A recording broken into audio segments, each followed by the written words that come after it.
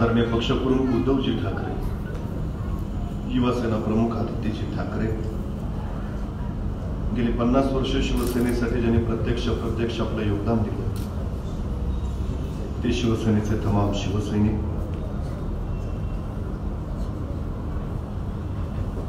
2019च्या भारताच्या लोकसभा निवडणुकीच्या निमित्तानं आयोजित करण्यात आलेल्या या मावळ लोकसभा मतदारसंघाच्या आजच्या निर्धार मेळाव्याच्या निमित्तानं या ठिकाणी उपस्थित असलेले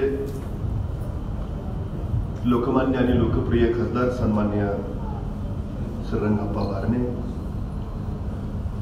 संपर्क प्रमुख बाळाबाई कदम, आमदार उत्तमजी चाबुकस्वार, सन्माननीय गजाननजी चिंचवाडे, राहुलजी खलाटे, योगेशजी भाबर, मंचावर उपस्थित असलेले सगळेच आता सन्माननीय, सगळ्यांची नावं घेत नाही. आज सकाळी बाळाबाई जरा अस्वस्थ वाटायला लागलं म्हणून हॉस्पिटलमध्ये गेलो. हॉस्पिटलमध्ये गेल्यावर मला तपासायला एक डॉक्टर आहे. त्या ज्येष्ठ डॉक्टरांच्या बरोबर एक तरुण मुलगाही होता. मी म्हटलं मला थोडं अस्वस्थ वाटतंय. ते डॉक्टर म्हटले मी जरा गडबडीत आहे, मला इतर 2 हॉस्पिटलमध्ये जायचं आहे, आज तुम्हाला माझा मुलगा तपासेल. मला आश्चर्य वाटलं. म्हटलं मुलगा डॉक्टर आहे? नाही म्हटले मी डॉक्टर आहे. अहो पण म्हटलं तो कसा तपासेल? नाही माझं बघून शिकलाय तो.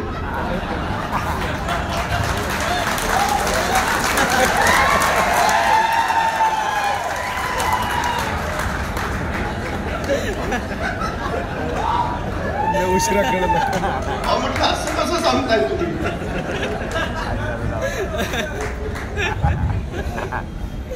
प्रश्न माझ्या आयुष्याचा आहे. ते म्हणजे नाही अनुभवाने होईल ना तयार, थोडं सांभाळून घ्या. आप्पा तिथनं उठलो ते सरळ इथं आलो तर कळलं परवा राष्ट्रवादीची यादी जाहीर झाली आणि एक ज्येष्ठ नेते सांगत होते उमेदवार नवखाय, सांभाळून घ्या.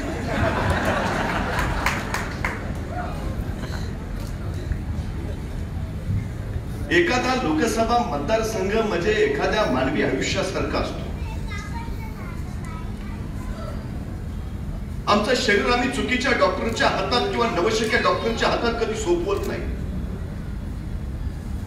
कारण त्याला शरीरशास्त्राचं पूर्ण ज्ञान हवं, शरीराच्या रचनेचं पूर्ण भान हवं, त्याला आजाराचं ज्ञान हवं, तो आजार दूर करण्यासाठी काय औषध द्यावी लागतील याच्याकडं त्याची माहिती हवी आणि त्याला योग्य निदान करून योग्य उपचार करता आला तर आपल्याला आजार बरा करता येतो.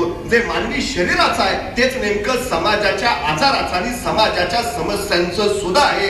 जर त्याला योग्य डॉक्टर भेटला तर समाजातल्या समस्या दूर होतात, समाजातल्या समस्यांवर योग्य उत्तर मिळतात आणि खऱ्या अर्थानं निरोगी समाज निर्माण होतो. ही सगळ्यात मोठी वस्तुस्थिती. त्यामुळे जसा मानवी शरीराशी डॉक्टर महत्वाचा तसा एखाद्या लोकसभा मतदारसंघासाठी अनुभवी खासदार महत्वाचा. ही सगळ्यात महत्वाची गोष्ट आपण लक्षात घेतली पाहिजे. त्यामुळे खरं तर 1ली 2रीची परीक्षाही न दिलेल्याला मी डायरेक्ट ग्रॅज्युएट करतो. हे राष्ट्रवादीच्या अभ्यासक्रमात बसत असेल, हे शिवसेनेच्या अभ्यासक्रमात चालत नाही, सर्वसामान्य जनतेच्या अभ्यासक्रमात चालत नाही. तळागाळापासून तावून सुलापून सर्वसामान्य माणसाच्या व्यथा वेदनाशी त्याची नाळ जोडली आहे. सर्वसामान्य माणसाच्या समस्याचं भान त्याला आहे. सर्वसामान्य माणसाच्या समस्याची झगडत त्या दूर करण्याचं सगळ्यात मोठं सामर्थ्य त्याच्याकडे आहे आणि सगळ्यात मोठ्या अनुभवाने सिद्ध होऊन ज्यांनी स्वतःचं कर्तृत्व समाज मनापुढं लोकांपुढे आणलंय असा व्यक्ती खऱ्या अर्थानं समाजाचा आणि लोकसभा मतदारसंघाचा विकास करू शकतो. ही सगळ्यात महत्वाची गोष्ट आहे.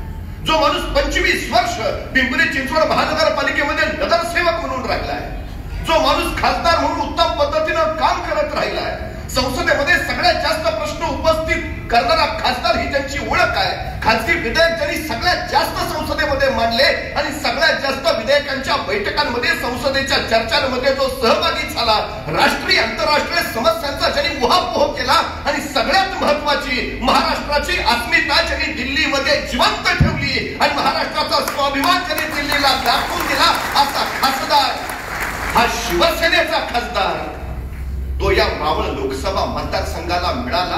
ही मावळ लोकसभा मतदारसंघाची सगळ्यात मोठी जमेची बाजू ठरली. ज्यांनी 50 वर्ष देशाच्या विकासाचा बेरंग केला, त्यांचा रंग उडवण्याची ताकद फक्त आमच्या श्रीरंगात आहे, हे या जनतेनं वारंवार सांगून दिलं. आणि म्हणूनच 1.5 लाखाच्या मताधिक्यानं गेली लोकसभा शिवसेनेनं जिंकली. ही सगळ्यात मोठी वस्तुस्थिती आहे. मावळ खरं तर छत्रपती शिवाजी महाराजांचा प्रांत. या मावळ वर्गच मावळा हा शब्द आला आणि जो महाराष्ट्रातल्या कुठल्याही व्यक्तीला लागू पडला. मावळा म्हणजे काय? जो मातीसाठी लढतो, जो समाजासाठी जगतो, जो अन्याय अत्याचारा विरोधात धावून जातो आणि तो रयतेच्या डोईवर सुखाचं छत्र ठेवतो, तो मावळा जो या मावळातून जन्माला येतो. त्यामुळे या मावळावर अशा मावळ्यांचा भगवा फडकत राहणं हेच नैसर्गिक आहे. रायगड जिल्ह्याच्या मतदारसंघात येतो. ती रायगडमध्ये छत्रपती शिवाजी महाराजांची राजधानी, ती राजधानी छत्रपती शिवाजी महाराजांचा वारसा चालवणाऱ्या शिवसेनेकडे असणं हे नैसर्गिक आहे. त्यामुळे खरं तर आपण पदाधिकारी म्हणून लोकमानसामध्ये उद्याच्या या निवडणुकीला सामोरं जाताना निश्चितपणे आपण या गोष्टीचा बोध लोकांना करून दिला पाहिजे. ही सगळ्यात महत्वाची गोष्ट आहे. या लोकसभा निवडणुकीच्या दृष्टीने आपण एक गोष्ट प्रामुख्याने लक्षात घेतली पाहिजे. कुणाचा तरी हट्ट पूर्ण करावा म्हणून लोकसभा निवडणूक आयोजित केली जात नाही. लोकसभा निवडणुकी देशासमोरचे प्रश्न सोडवणारी असते. लोकसभा निवडणुकी तुमच्या देशासमोरच्या 5 वर्षाच्या कालखंडामध्ये उद्याच्या 50 वर्षाचं भविष्य घडवणारी असते. राष्ट्रीय आणि आंतरराष्ट्रीय पातळीवर धोरणात्मक निर्णय घेण्यासाठी या लोकसभा निवडणुकीतून तसेच सक्षम आणि सबल खासदार निवडले जातात, जे देशाला दिशा देण्याचं काम करतात. ही गोष्ट आपण लक्षात घेतली पाहिजे. त्यामुळे सगळ्यात महत्वाची जर गरज असेल तर दिल्लीच्या त्या लोकसभेमध्ये तुमचे माझे प्रश्न मांडणारा, महाराष्ट्राची अस्मिता जिवंत ठेवणारा खासदार जाणं हे सगळ्यात महत्वाचं आहे. इतर पक्षाचे खासदार फक्त दिल्लीत जाऊन मुजरे करतात आणि शिवसेनेचे खासदार दिल्लीपतीच्या डोळ्यात डोळा घालून स्वाभिमानानं उभा राहतात. ही इतर पक्षांनी शिवसेनेत सगळ्यात मोठी. आमच्या खासदारांनी ते केलं. तुम्ही लोकसभेचं रेकॉर्ड काढून बघा. सगळ्यात जास्त प्रश्न उपस्थित केले ते शिवसेनेच्या खासदारांनी. सगळ्यात जास्त लोकसभेमध्ये उपस्थिती दर्शवली ती ही शिवसेनेच्याच खासदारांनी आणि सगळ्यात जास्त कमी उपस्थिती दर्शवली ती राष्ट्रवादीच्या खासदारांनी. मला आता कायम प्रश्न पडतो, त्या राष्ट्रवादीचे तर कसे तरी 4 खासदार निवडून येतात. कसे तरी त्यातले 2 निवडून आल्यावर आपला पक्षाचा संबंध नाही असं सरळ सांगून देतात. एक घरातलाच असतो. मग काय उपयोग आहे पाठवून दिल्लीत? काय करणार दिल्लीत जाऊन? हे आवाज उठवता येत नाही, प्रश्न मांडता येत नाही, संसदेत उपस्थित राहत नाही, मग उपयोग काय? हा जनमताचा सगळ्यात मोठा भ्रमनिरास नव्हे का? ज्या अपेक्षेने एखादा खासदार आम्ही संसदेमध्ये पाठवतो, आमच्या ज्या अपेक्षा आहेत त्या अपेक्षांचा हा पालापाचोळा केल्यासारखं नाही का? सगळ्यात महत्वाची जबाबदारी आपली आहे. मी दोष त्यांना देत नाही जे तिथं निवडून गेले, मी दोष त्यांना देतो की अशा उपस्थित न राहणाऱ्या खासदारांना तुम्ही निवडून दिलं. ही सगळ्यात मोठी चूक आहे. ही चूक आपण करता कामा नये. हा प्रश्न देशाच्या भविष्याचा आणि देशाच्या भवितव्याचा प्रश्न आहे. ही गोष्ट आपण प्रामुख्याने लक्षात घेतली पाहिजे. हा स्वतःच्या गावापुरता, स्वतःच्या प्रांतापुरता, स्वतःच्या तालुक्यापुरता किंवा स्वतःच्या राज्यापुरताचा विषय नाही. हा राष्ट्राचा आणि आंतरराष्ट्रीय पातळीचा विषय आहे आणि त्या बोलाचा माणूस तिथं जाणं हे सगळ्यात महत्वाचं आहे. देशापुढच्या आव्हानं नेमकी काय आहे त्याचा विचार आपण प्राधान्यानं करायला हवा. मला राऊंड प्रश्न पडतो की निवडणूक दिल्लीची असताना गल्लीतली चर्चा या निवडणूक का केली जाते याचं कोडं मला अजिबात उलगडलेलं नाही. ही निवडणूक देशाच्या प्रश्नाच्या पातळीवरच व्हायला पाहिजे. हा सगळ्यात महत्वाचा विषय आहे.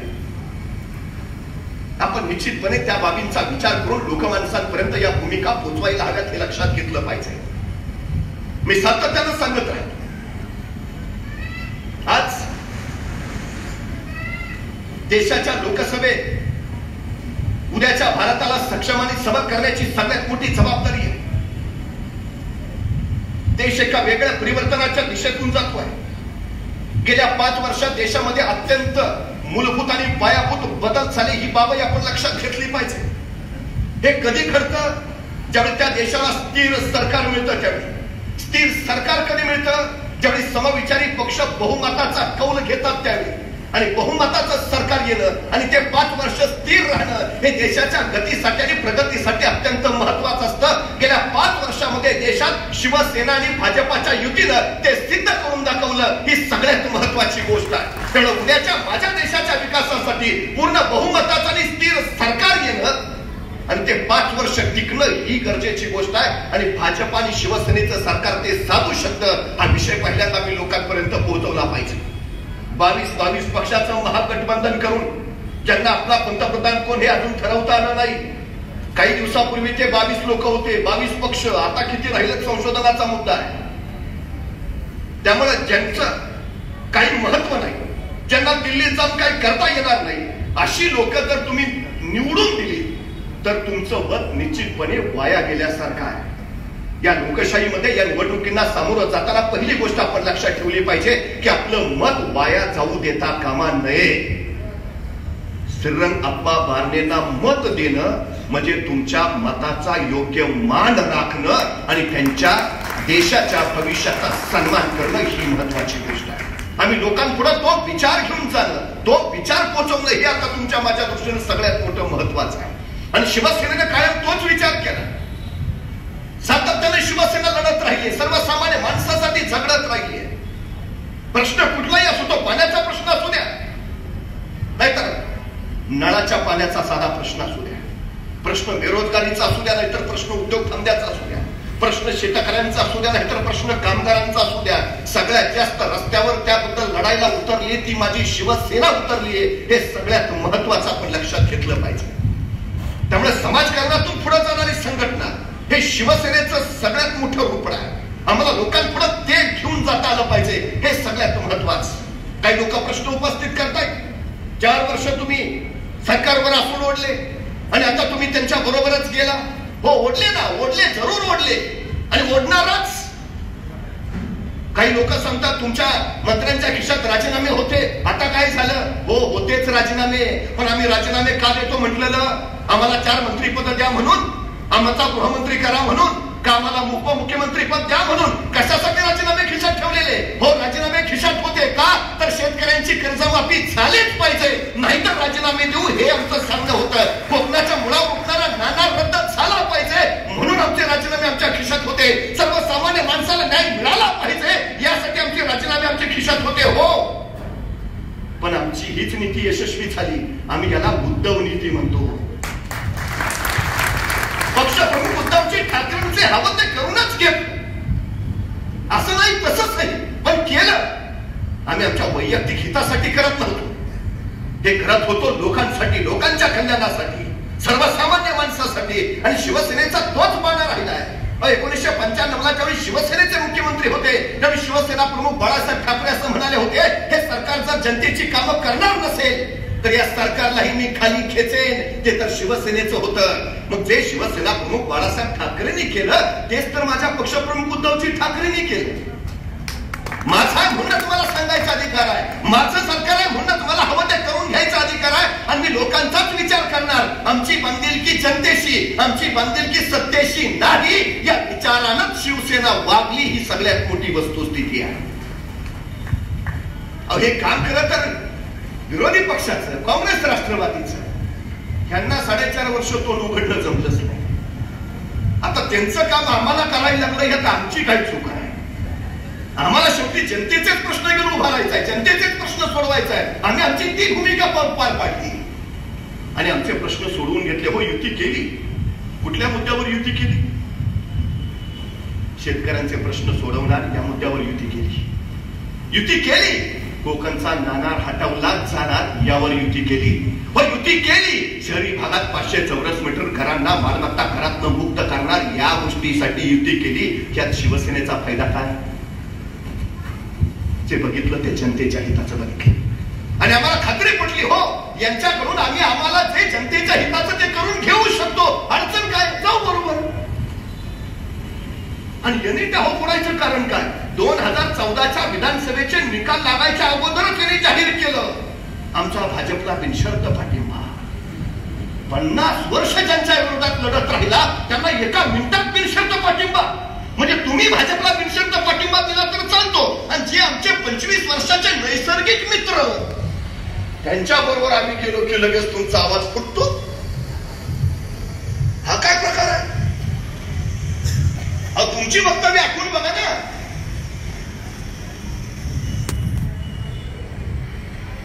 तुमची वक्तव्य काय होती? काँग्रेसमधनं तुम्ही का बाहेर पडला? आता परत काँग्रेसची पायरी चढणार नाही असं कोण म्हटलं आणि परत त्यांच्या बरोबरच कोण गेलं? हा सगळा विषय जर आम्ही नीट लक्षात घेतला तर लक्षात येतो. त्यामुळे आता या लोकसभेला सामोरं जाताना जे मुद्दे लोक उपस्थित करतायत, जे प्रश्न उपस्थित करतायत त्याची ही उत्तरं घेऊन आम्हाला लोकांपर्यंत पोहोचलं पाहिजे. त्याची उत्तरं घेऊन आम्हाला लोकांपर्यंत गेलं पाहिजे. ही गोष्ट आपण निश्चितपणे लक्षात ठेवा. आणि सगळ्यात महत्वाचं माझ्या शिवसेनेच्या प्रत्येक खासदार इतर पक्षाच्या खासदारांनी तोंडात बोटं घालावी आणि आश्चर्यानं बघत राहावं एवढ्या मोठ्या कामाचे डोंगर उभा केलेत. ही सगळ्यात मोठी वस्तुस्थिती आहे. शिवसेनेच्या खासदारा इतकं दुसऱ्या कुठल्याच खासदारानं काम केलं नाही हे मी अभिमानानं सांगू शकतो. इतरांवर आपल्याला बोलायची गरज नाही, त्यांचं काही सांगायची गरज नाही. आपण आपलं सांगूया, आपण आपलं काम लोकांपुढे मांडूया. राजकारण काही काळ भावनेवर करता येतं, राजकारण काही काळ पैशावर करता येतं, राजकारण काही काळ दहशतीवर करता येतं, पण सदा सर्व काळ राजकारण हे दहशत पैशानी भावना याच्यावर करता येत नाही. राजकारण कायमचं करायचं असेल तर ते कामावरच करता येतं. आणि गेली 50 वर्ष शिवसेना इथं फक्त काम काम आणि कामच घेऊन उभा आहे. ही गोष्ट आपण लक्षात घेतली पाहिजे.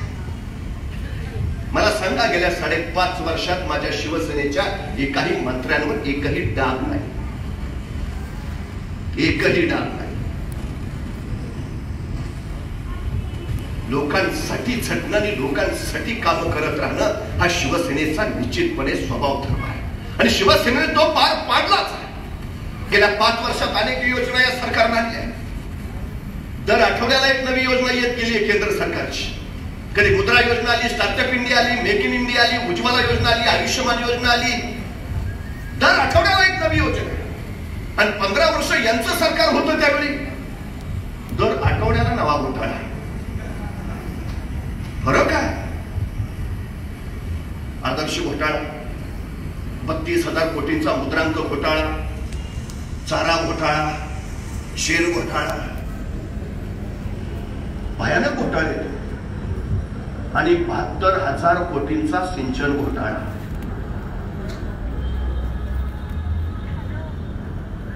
आपण निवडणुकीचा प्रचार करतोय बाळाबाई, पण त्याच वेळी आपलं महाराष्ट्रातल्या दुष्काळाकडे दुर्लक्ष झालेलं नाही.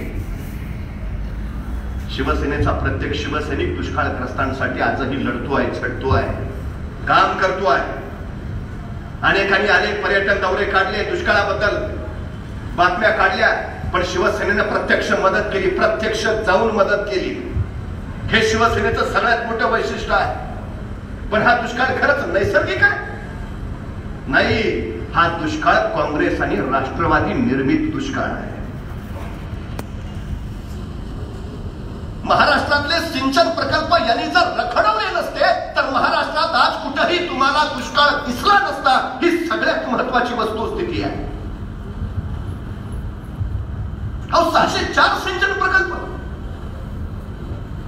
नुसते रखडवून ठेवायचे. करायचं काय? प्रकल्प मंजूर करायचा, रखडवत ठेवायचा आणि वर्षानुवर्ष फक्त त्याची किंमत वाढवत जायची. काय केलं तुम्ही? 77 प्रकल्प असे आहेत 30 वर्ष झाली अजूनही रखडलेले आहेत. आप्पा निवडक 100 प्रकल्प जर काढले तर त्यांची किंमत होती 8,379 कोटी. आज त्या प्रकल्पाची किंमत झाली आहे 68,000 कोटी, म्हणजे 60,000 कोटी रुपये यांनी निव्वळ किमती वाढवून वाढवून वाढवून ठेवले. प्रकल्प अजूनही तसेच आहे. पण एवढा पैसा खर्च केला, मग सिंचन किती झालं? नगण्य, काहीच नाही. मग हा 72,000 कोटी रुपये एवढा पैसा गेला कुठं? म्हणजे ते देश फक्त लुटत राहिले, ते सर्वसामान्यांच्या विकासाची चेष्टा करत राहिले, ते सर्वसामान्य माणसाच्या प्रश्नांची मस्करी उडवत राहिले. याच मावळमध्ये ज्यांनी काँग्रेस राष्ट्रवादीच्या काळात शेतकऱ्यांवर अमानुष गोळीबार केला, त्यांना परत तुम्हाला इथं आणायचंय, परत त्या इतिहासाची पुनरावृत्ती करायची आहे, परत ते घोटाळ्याचं सत्र, परत ते अमानुष गोळीबार. काय सांगा? लोकांना हे आता सांगितलं पाहिजे, लोकांपर्यंत हे पोहोचवलं पाहिजे. माझे पक्षप्रमुख सातत्याने सर्वसामान्य माणसासाठी लढतायत आणि झडतायत. माझ्या पक्षाची सगळ्यात मोठी जमेची बाजू आहे, कुठल्याही पक्षाकडे नाही असं अत्यंत दूरदृष्टीचं आणि सुसंस्कृत नेतृत्व उद्धवजी ठाकरेंच्या रूपानं माझ्या पक्षाला लाभले. हे माझं सगळ्यात मोठं भाग्य आहे. शिवसेना प्रमुखाने आम्हाला विचार दिलाय, त्या विचाराचा अर्थ घेऊन आमदार होत माझा शिवसैनिक सातत्यानं लढत राहतो. जसा मावळाला मावळा हवाय ना, तसा मावळा शिवसेना प्रमुखांनी इथं तयार केला. आम्हाला आता त्या पद्धतीनं लढलं पाहिजे आणि लोकांपुढे केलं पाहिजे. सगळ्यात मोठी गोष्ट आहे, कामं प्रचंड केलीत, पोहोचवण्यात आपण कमी पडता कामा नये. नाहीतर काय काय लोक काम मुंगे एवढं करतात आणि फ्लेक्स हत्ती एवढा असतो. आप्पा तुमचं कामच हत्ती एवढं आहे, नवे फ्लेक्सच्या चौकटीत मागवत नाही, एवढं मोठं काम आहे. ते लोकांपर्यंत पोहोचवलं पाहिजे. पक्षाची भूमिका, पक्षाचं कार्य, पक्षाला आतापर्यंत जे केलं ते लोकांपुढे अगदी हिरिरीनं जाणीवपूर्वक ठळकपणे पोहोचवणं, हे आता सगळ्या तुमच्या माझ्या पदाधिकाऱ्यांचं काम आहे. आणि सगळ्यात महत्वाची गोष्ट मी वारंवार सांगत जातो, मानवी जीवनामध्ये भगवद्गीता महत्वाची मानतो आम्ही. मानवाला जर मोक्ष मिळवायचा असेल, ध्येय गाठायचं असेल, सुख समाधान साधायचं असेल, तर त्याला भगवद्गीता अभ्यासली पाहिजे. आणि निवडणुकीत ज्याला यश मिळवायचं आहे त्या पक्षानं मतदार यादीचा अभ्यास केला पाहिजे. जेवढी भगवद्गीता मानवी जीवनासाठी महत्वाची, निवडणुकीसाठी तेवढी मतदार यादी महत्वाची. प्रत्येक पदाधिकाऱ्याच्या हातात त्याच्या त्याच्या भागातली मतदार यादी आजपासून हवीच. त्याच्या प्रत्येक माणसांवरनं तुमची रोज नजर फिरायला हवी. ती माणसं कुठं आहेत, काय आहेत, कशी आहेत, ती आपल्या विचारानं कशी भारावून टाकता येतील, शिवसेना कशी पोहोचवता येईल, त्यांना शिवसेनेकडे कसा आणता येईल, याचा सातत्यानं विचार आपण करायला हवा. ही सगळ्यात महत्वाची गोष्ट आहे. त्यामुळे पदाधिकारी तो विचार करणं हे सगळ्यात महत्वाचं. ध्येय निश्चित आहे, रणांगण तयार आहे, लढाई ठरलेला आहे, शत्रू समोर आहे. आता फक्त शस्त्र हातात घेणं आणि ती योग्य रीतीनं वापरणं हे सगळ्यात महत्वाचं आहे. ही प्रचाराची शस्त्र असतील, ही प्रसाराची शस्त्र असतील, आणि निश्चितपणे लोकांपर्यंत आपलं कार्य पोहोचवण्याची ही सगळ्यात मोठी झुंज असेल. आपल्याला ती पहिल्यांदा यशस्वी करणं अत्यंत महत्वाचं आहे. त्यामुळे निश्चितपणे मला असं वाटतं, आप्पा तुमचं नाव श्रीरंग आहे, हे कृष्णाचं नाव आहे, आणि ज्याला कृष्ण नावाचा सारथी मिळाला त्याचाच रथ विजयी झालाय. त्यामुळे आता बाकी माझ्या दृष्टीने ही निवडणूक आता निवडणूक राहिलीच नाही. आता 23 तारखेला फक्त निकालच घेऊन यायचा आहे.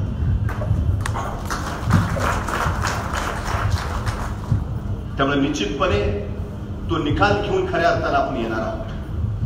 आज सगळ्यात महत्वाचा विषय की शिवसेनेच्या त्या गोष्टी या निवडणुकीच्या माध्यमाने काही लोक वेगळ्या प्रकारे मांडतायत, सांगतायत. आपण त्याला जाहीरपणे प्रतिकार करत आपल्या भूमिकाही मांडल्या पाहिजेत. शिवसेनेने सातत्यानं सांगितलं, हो शिवसेना हिंदुत्ववादी आहे, पण आमचं हिंदुत्व हे राष्ट्रीयत्वाचा विचार घेऊन पुढे जाणार आहे. राष्ट्र हेच आमच्यासाठी सगळ्यात महत्वाचं आहे, आणि त्या राष्ट्राच्या आड जो येईल त्याला आम्ही आडवा करतच पुढे जाणार आहे. ही शिवसेनेची कायम भूमिका राहिली आहे. याच्या अगोदर काँग्रेसची राजवट होती, सीमेवर अनेक वेळा अतिरेक्यांनी हल्ले केले, अनेक वेळा शस्त्रसंधीचं उल्लंघन झालं, किती वेळा प्रतिकार झाला. ठीक आहे, महात्मा गांधी हे या राष्ट्राचं दैवत आहे, आम्ही त्यांना निश्चितपणे मानतो. त्यांनी सांगितलेली अहिंसा आम्हाला प्राणापलीकडे प्रिय आहे. भारताचं सगळ्यात मोठं तत्वज्ञान आहे की आम्ही कुणावर आक्रमण करणार नाही, पण आमच्यावर कुणी आक्रमण केलं तर त्याला सोडणारही नाही. पण काय झालं काँग्रेसच्या राजवटीत? किती प्रत्याक्रमण झाली? ती झाली आता या 5 वर्षाच्या काळात उरीच्या आणि पुलवामाच्या रूपाने. जिथं जबाब द्यायचा आहे तिथं जबाब दिलाच गेला पाहिजे. आणि यासाठी सगळ्यात महत्वाचं निर्णय प्रक्रिया घेणारं सरकार तेवढं कठोर आणि व्यवस्थित असलं पाहिजे. दुबळं सरकार चालत नाही. त्याला जिथं देशाच्या अस्मितेचा विषय येतो, देशाच्या संरक्षणाचा विषय येतो, तिथं ठाम निर्णय घेणारं सरकार हवं असतं. सरकारनं निर्णय घेतला, सैन्याला पूर्ण सांगितलं तुम्हाला मोकळी काय, आणि मग जे घडलं ते तुमच्या समोर आहे. याच्या आधी काय होतं? आम्ही कुणावर आक्रमण करणार नाही, आणि आमच्यावर जरी आक्रमण झालं तरी आम्ही काही बोलणार नाही. देशाचं रक्षण, देशाचं संरक्षण, देशाची अस्मिता, देशाचा स्वाभिमान हे महत्वाचे विषय आहे. आणि यासाठी हे सरकार हवं जे मजबूत आहे, जे बहुमतात आहे, आणि जे निर्णय घेऊ शकतं, निर्णय प्रक्रिया राबवू शकतं. हा सगळ्यात महत्वाचा विषय आहे. आरोप आमच्यावर केले जातात, शिवसेना जातीयवादी.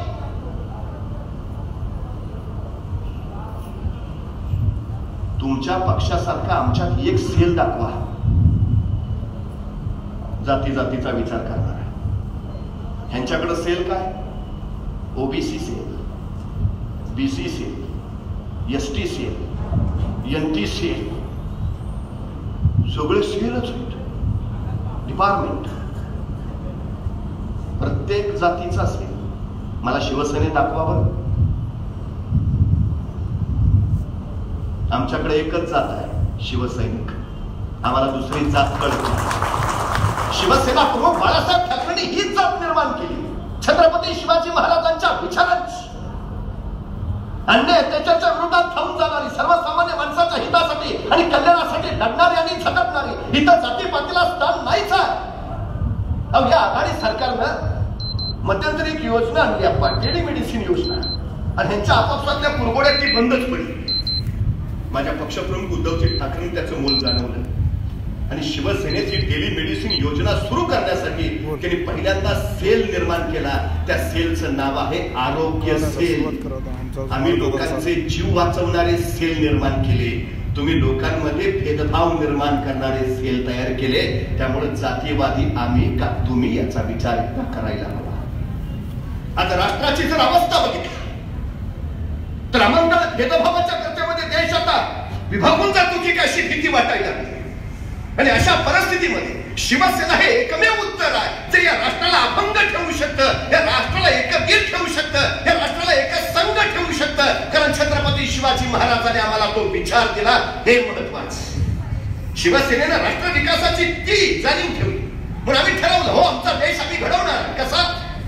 विद्यार्थी केंद्रित शिक्षण असेल, स्त्री केंद्रित समाज असेल, विकास केंद्रित मानव असेल, ज्ञान केंद्रित नागरिक असेल, आणि नवसंकल्पना केंद्रित हा भारत असेल. ही विकासाची दूरदृष्टी आहे. तळागाळातल्या सर्वसामान्य माणसापासून इथं प्रत्येक जण सगळ्यांच्या अपेक्षा पूर्ण होतील असा सुखी आणि समाधानी असेल असं राज्य, असं राष्ट्र निर्माण करणं, असा हिंदुस्थान तयार करणं हे शिवसेनेचं सगळ्यात मोठं लक्ष्य आहे. शिवसेना 80% समाजकारण करते आणि 20% राजकारण. आता सुद्धा सरकारमध्ये शिवसेनेला 20% सत्तेचा वाटा होता, पण या 20% सत्तेचा वापर करत शिवसेनेनं 80% लोकांचा विकास केलाय. हे मी अभिमानानं सांगू इच्छितो. कारण लोकांसाठीच आहे शिवसेना, लोकांसाठीच लढते आहे शिवसेना. त्यामुळे सर्वसामान्यांचा विचार करणारी, सर्वसामान्यांसाठी लढणारी, झगडणारी ही शिवसेना हीच महाराष्ट्राला दिल्लीमध्ये न्याय देऊ शकते. त्यामुळे निश्चितपणे शिवसेनेचे खासदार दिल्लीत जाणं म्हणजे महाराष्ट्राची अस्मिता आणि महाराष्ट्राचा स्वाभिमान जिवंत ठेवणं, आपले प्रश्न दिल्ली दरबारी मांडणं आणि ते सोडवून घेणं. त्यामुळं आपल्याला या निवडणुकीसाठी मनपूर्वक शुभेच्छा देतो. खरं तर शुभेच्छा निवडणुकीसाठी नको, 23 मेला जाहीर होणाऱ्या विजयासाठी मनपूर्वक शुभेच्छा देतो.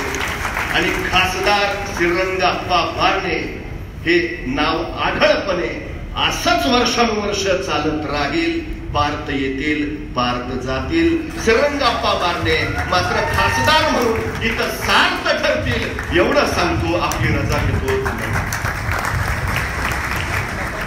कुणी जाग्यावरनं आलायचं नाहीये. या ठिकाणी प्राचार्य नितीन पाटील यांचं मार्गदर्शन झालेलं आहे. त्यांचं या ठिकाणी पिंपरी चिंचवड शहराच्या वतीनं आभार मानतो. या ठिकाणी उपस्थित असलेल्या सर्व पदाधिकाऱ्यांचे, शिवसैनिकांचे, विशेषतः महिला आघाडी या ठिकाणी नवनियुक्त पदाधिकारी आलेले आहेत, त्यांचेही आभार मानतो. आणि यानंतर हा मेळावा संपल्यानंतर जेवणाची व्यवस्था